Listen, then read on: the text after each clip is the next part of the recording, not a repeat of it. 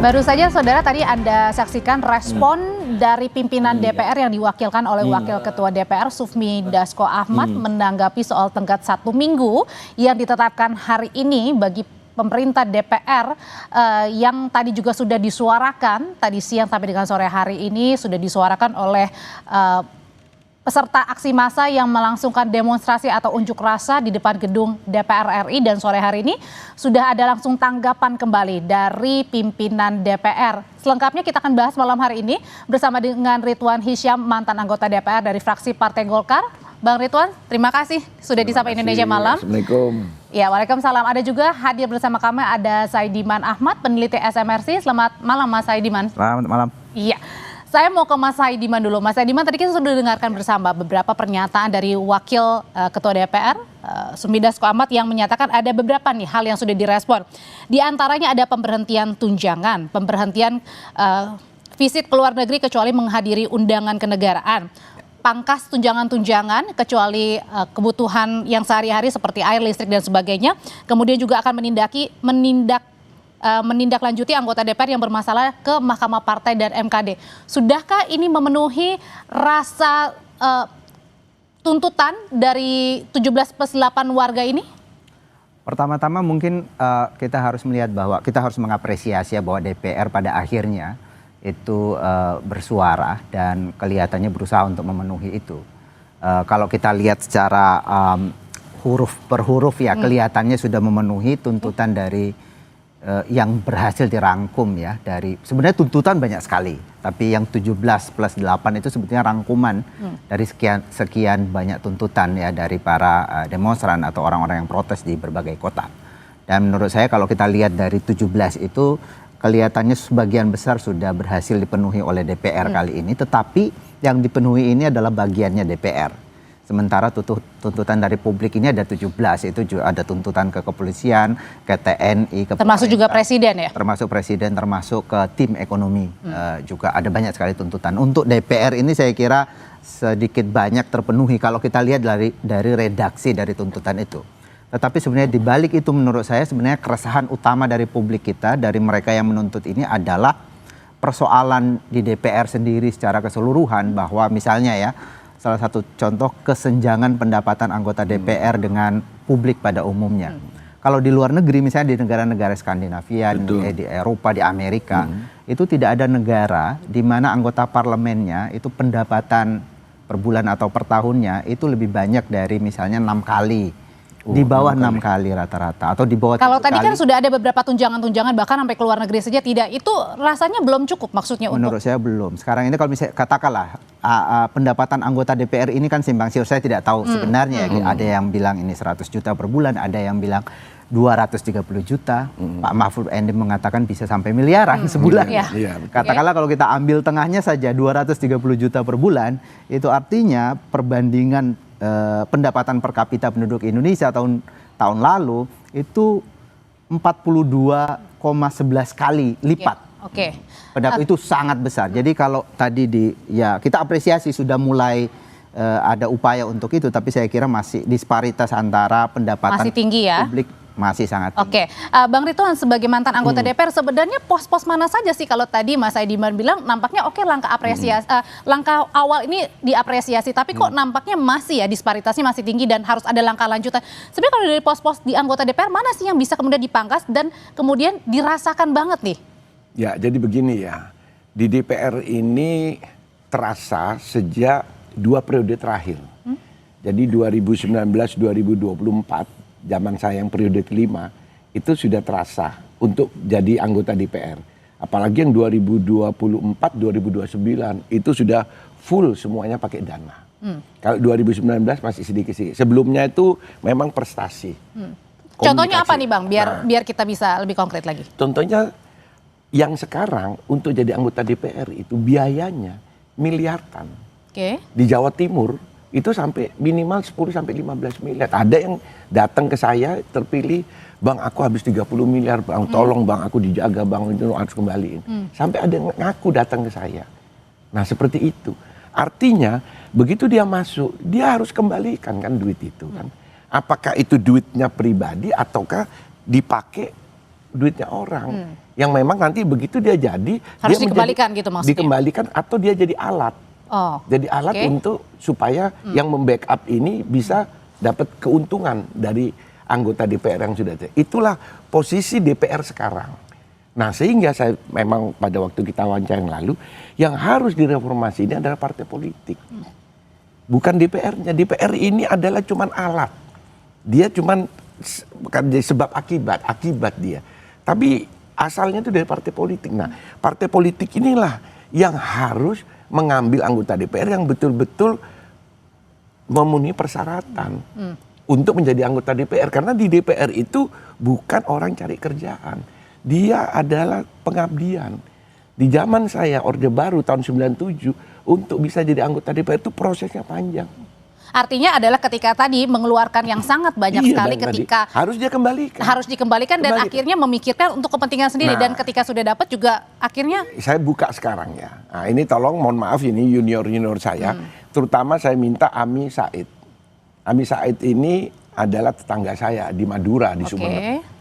Itu adalah ketua panitia anggaran periode lalu dan periode sekarang. Ami Said harus ikhlas. Harus kembalikanlah fungsi DPR ini. Jangan ikutin anggota-anggota DPR yang mau kembalikan duit itu. Karena kuncinya di panitia anggaran. Kalau panitia anggaran bisa mengkat semuanya, selesai. Tidak ada tadi yang dibilang ke disparitas yang tinggi. Satu, oke, tadi sepakat. Pimpinan DPR sudah bilang tunjangan luar negeri sudah dihapus, kecuali untuk kenegaraan. Oke, itu. Yang kedua adalah dalam negeri. Lebih gila. Lebih besar dari tunjangan luar negeri. Apanya nih Bang? Loh, tunjangan operasionalnya. Jadi ya saya bilang ya, setiap anggota DPR, satu orang anggota DPR itu fungsinya satu sebagai anggota komisi. Di komisi itu ada program. Programnya itu ada kunjungan. Programnya ada kunjungan di dalam rangka fungsi pengawasan. Oke, kita percepat aja Bang. Kalau misalnya dalam kunjungan itu berapa Bang? Kalau udah ada porsinya nggak? Sekian? Ada. Sekian juta anggarannya. Juta, SPJ. ratusan, puluhan? Enggak, 1 juta. Tapi beberapa kali. 1 bulan bisa 4 kali. Jadi kalau anggarannya 40 juta, 160 juta. Nah, satu fungsi pertama sebagai anggota komisi. Kedua sebagai anggota badan. Karena di DPR itu kan ada komisi, ada badan. Nah, namanya alat kelengkapan Dewan AKD. Ini juga dia berfungsi, ada anggaran di sini. Nah, sebagai badan, dia harus turun ke bawah juga mengambil anggaran. Terus ada fungsi kalau dia masuk di dalam pansus-pansus, ada anggaran. Artinya setiap anggota DPR 7 hari itu kurang untuk menghabiskan anggaran tadi. Sehingga kapan dia mau bekerja untuk legislatifnya, legislator sebagai membuat undang-undang. Makanya tadi berapa itu? Undang-undang di prolegnas sudah 45, baru 2 apa 3 yang jadi. Karena mereka kejar setoran tadi, ini harus diserap. Dia tidak bisa ngambil gitu saja, harus diserap. Sehingga tidak punya waktu untuk bekerja. Dia cuma kerja sehari, yaitu setiap hari Selasa harus nggak boleh. Dan pada saat turun ke dapil atau ke warga ya, ke daerah begitu, artinya harus diserap, harus dikeluarkan ini harus dana yang dananya. Dan itu bisa dipertanggungjawabkan caranya? Ya, itu teknis ya. Saya tidak masuk sampai teknis itu. Tetapi yang bermasalah juga adalah antara eksekutif sama legislatif berbeda pertanggungjawabannya. Kalau di eksekutif itu aslinya itu adalah berdasarkan data, yaitu namanya at cost. Di DPR lansam, mama 40 juta, tidak perlu dia buat perincian-perincian. Yang penting 40 juta kamu sudah turun, ya sudah selesai. Oh, tidak ada pertanggungjawaban untuk kemana-kemana, untuk apa begitu? Tidak ada. Yang penting dia datang hari itu terus pulang, ya sudah selesai pertanggungjawabannya. Nah, itu terus waktu kita kunjungan kerja Bang Ridwan bentar, saya tahan dulu sampai tiap 3 bulan itu reses. Reses itu ada turun dana lagi kan? Ada dananya ratusan kalau itu ya. Terus abis itu ada namanya bukan kunjungan, pertemuan dengan dengan masyarakat konstituen. Itu sampai berapa? 7 atau 8 kali. Itu ratusan juta juga. Nah, itu kalau dikumpulin, itulah yang dibilang Pak Mahfud tadi. Sampai miliaran bisa. Sampai miliaran. Anggaplah umpamanya sekarang 1 tahun 6 miliar. 6 miliar itu bukan berarti 6 miliar masuk di kantongnya anggota DPR. Karena dia kan harus keluarin semuanya. Anggaplah 30% dia dapat. Berarti berapa? Berapa miliar itu? Oke. Nah, itulah Berarti, yang dia dapatkan, ditambah tadi yang katanya ada 100, ada 200, itu saya tidak etis kalau membuka Bang itu. Ridwan, kalau gitu berikutnya kayak ke Mas Ediman. Kalau gitu dengan yang dijelaskan tadi dari Bang Ridwan, itu saja masih yang tadi pada saat turun ke dapil-dapil, ke daerah-daerah ya, belum yang lain-lainnya, tunjangan yang lainnya. Berarti kalau dalam salah satu tuntutan 17+8 ini adalah publikasikan transparansi anggaran termasuk gaji, tunjangan, rumah, fasilitas DPR. Ya. Artinya itu yang publik mau, yang benar-benar bukan hanya sekedar tadi ya, bahwa akan mengurangi, membatalkan, tetapi benar-benar spesifik begitu, Mas? Ya saya kira iya. Ya, tadi Bang Ridwan menyatakan bahwa untuk menjadi anggota dewan sekarang harus mengeluarkan sekian puluh miliar. Ya. Saya kira itu yang kemudian juga membuat pernyataan Pak Mahfud MD bahwa mereka dapat miliaran dalam sebulan itu menjadi logis karena orang berani mengeluarkan uang banyak, begitu banyak. Itu artinya dia berharap atau dia membayangkan bahwa nanti itu pasti terbayar. Ini yang berbeda dengan negara-negara Eropa misalnya atau negara-negara maju di mana pendapatan anggota DPR itu hampir sama dengan pendapatan umumnya publik. Jadi ketika mereka mau masuk anggota DPR, mereka tidak berharap bahwa mereka akan kaya raya dari situ. Karena itu politik uang menjadi kecil. Jadi sebetulnya bukan mestinya yang kita balik ya, bukan karena dia mengeluarkan banyak uang, lalu dia berharap di sana banyak, tapi justru untuk menghilangkan politik uang misalnya, gaji DPR itu memang harus dipangkas habis, ya minimal 5 kali lah atau 6 kali dari pendapatan umum masyarakat Indonesia sehingga yang masuk ke sana. Berapa sih sekarang? Kalau Jakarta 5-an lah, atau 5 lah. Ya pendapatan per kapita masyarakat Indonesia 5.000-an. 5.000 dolar. 5.000 dolar berarti berapa kalau per bulan? Ya. Katakanlah taruh 4-5 juta atau? Ya 4-5 juta. Ya, itulah Bang. Nah kalau umpama sekarang, anggap aja 100 juta. Kalau yang resmi itu 50 juta sudah dibuka lah. Di mana-mana kan tidak ada kan yang ini kan. Terus ada tunjangan-tunjangan, anggap 50 lagi 100. 100 kali 50 itu sudah 20 kali lipat itu kan. Ya.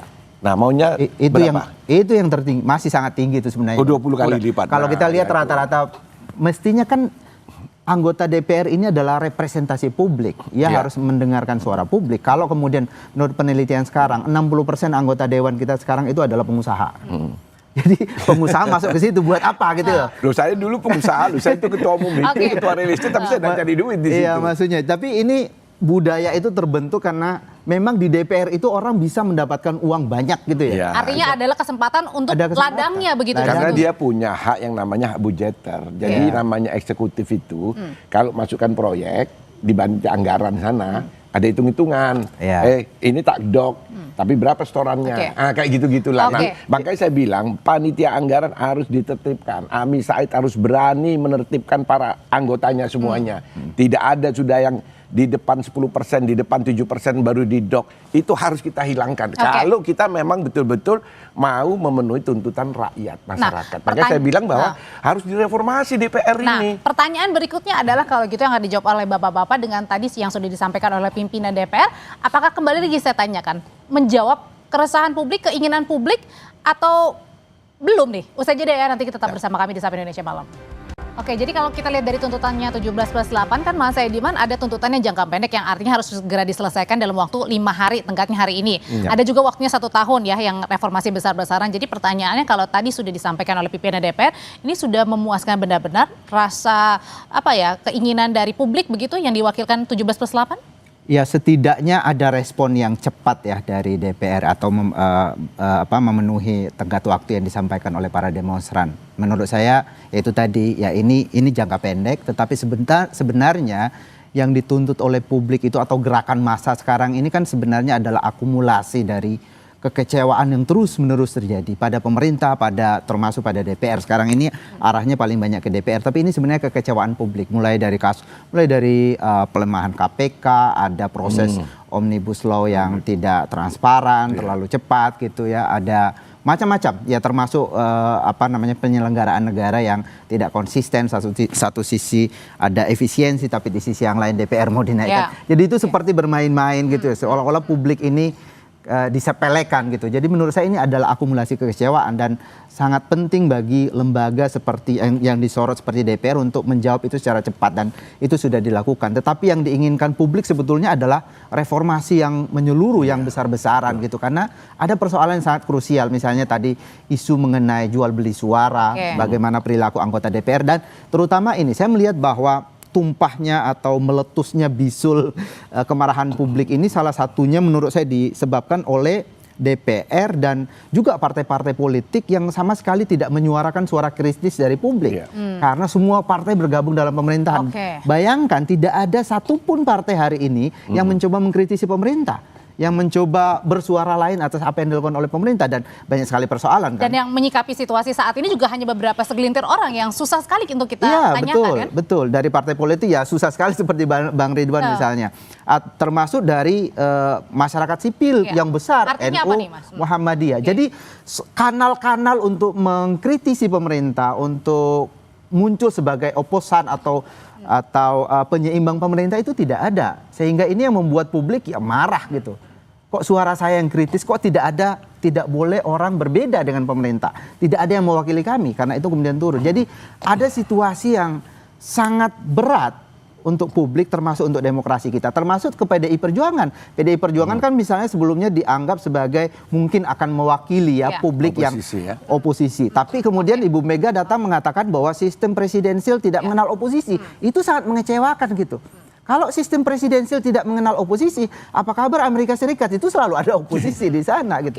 Jangan-jangan dia ingin mengatakan bahwa demokrasi kita memang tidak ada gitu, sehingga tidak perlu ada oposisi. Itu yang membuat publik khawatir. Meskipun waktu itu kemarin terakhir sebenarnya juga sudah dibilang oleh PDIP sendiri ada partai penyeimbang ya, tapi ini justru dipertanyakan juga berarti. Dipertanyakan, tidak ada suara yang benar-benar kritis ya, seperti di zaman ketika PDIP di dalam kekuasaan ada sejumlah partai yang oposan, kan ada Partai Demokrat, ada PKS ketika itu, juga Gerindra pernah gitu. Tapi sekarang benar-benar tidak ada. Nah, kalau begitu Bang Ridwan, pertanyaan terakhirnya adalah ini yang harus disikapi apa? Oke, sudah ada sikapnya, apakah tadi itu, apakah terus-terusan akhirnya warga yang harus bersuara terus nih? Jadi gini, saya ini kan mantan aktivis mahasiswa.